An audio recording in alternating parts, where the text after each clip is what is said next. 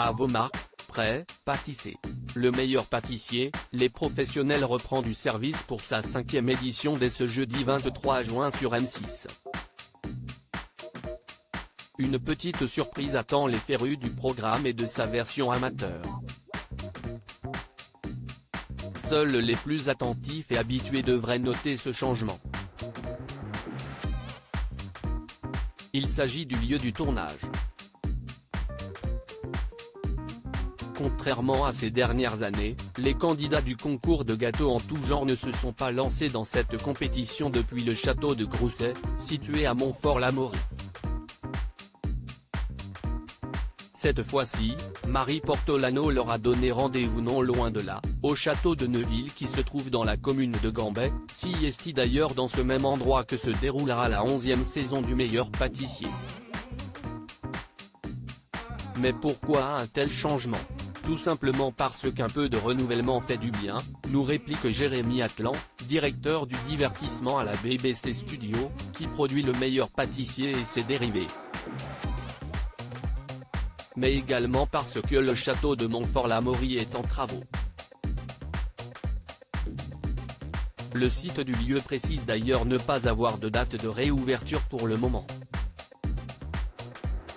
Les 7 binômes de pâtissiers professionnels ne débarquent toutefois pas en terre inconnue. Ceux qui suivent le programme depuis sa première saison ne seront pas dépaysés, puisque le château de Neuville accueillait la toute première édition du meilleur pâtissier. Quelles sont les nouveautés du meilleur pâtissier, les professionnels?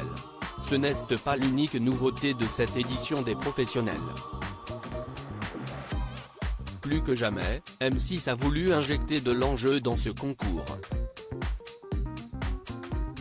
Ainsi, les 7 binômes en lice vont s'affronter au cours de 2 épreuves qui devraient les pousser dans leur retranchement.